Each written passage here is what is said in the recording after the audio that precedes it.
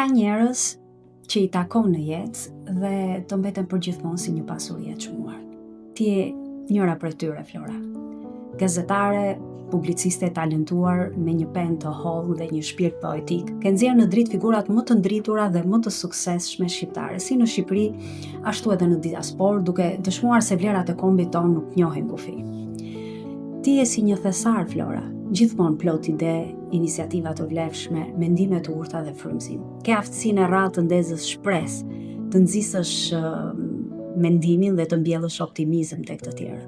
E unë gjithmonë do të thras Floricita, sepse ky emër më sjell ndërmend jo vetëm dashurinë tënde për gjuhën spanjolle, por edhe flakën tënde mesdhetare, pasionin, ngrohtësinë, elegancën dhe shpirtin artistik që ty të karakterizon. Të uroj shëndet e dashur Flora, lumturi, frymëzim të pashtershëm dhe suksese të reja në çdo hap të jetës të cilat ti i meriton. Me shumë dashuri, mika jote Eva, gëzuar.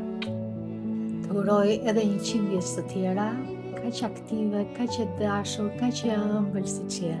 Je një aktiviste, një organizatore e shkëlqyer, një gazetare e pakrahasueshme dhe për mua si Irena, për mua si Toena, po deshe, kemi bërë bashkë kaq gjëra të bukura, por ti edhe vetë na ke dhuruar kaq energji pozitive dhe punë të bukura, botime, je kujdesur për botimet e babait tënd, ke bërë kaq shumë në lidhje me dokumentimin e aktiviteteve tona si Toena apo si Instituti i Librit dhe i Promocionit në agjensinë telegrafike të lajmeve, kur ke punuar atje për shumë vite.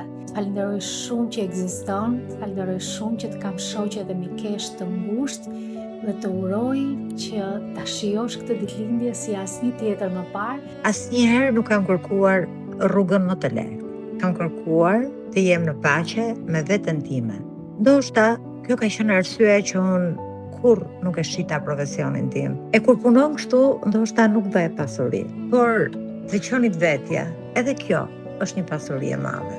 Pata fatin të lind në një familje ku ndershmëria dhe kultura nuk ishin vetëm fjalë. Kujtoj sot, në këtë ditë të shenjtë time, dy njerëzit që mua më sollën në jetë.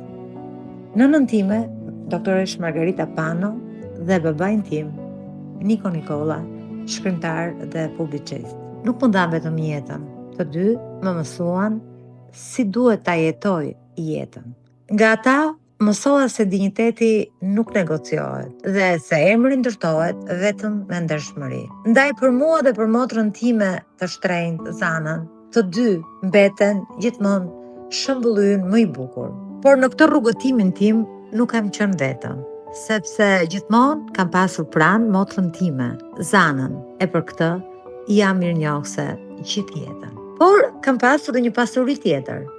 Ata kanë qenë miq që shënjojnë diçka në jetën tonë. Sepse në fund të fundit jeta nuk matet me numrin e miqve, por me dashurinë e madhe që marrim dhe japim me njëri tjetrin. Nëse sot do më pyesnin, Flora, çfarë do të ndryshoje nga jeta jote? Përgjigjja ime do të ishte shumë e thjeshtë, sepse unë do të zgjidhja sërish të njëjtën rrugë, me të njëjtin pasion dhe me të njëjtën dashuri, sepse vetëm kështu unë mund të jem vetvetja. Në fund, nëse do ta përkufizoja jetën vetëm me 2 fjalë, unë do të thosha: ecim përpara. Faleminderit që jeni pjesë e rrugëtimit